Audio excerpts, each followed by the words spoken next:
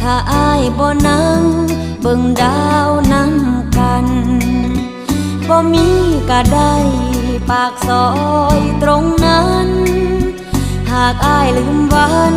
เคยเที่ยวร่วมทางมีไว้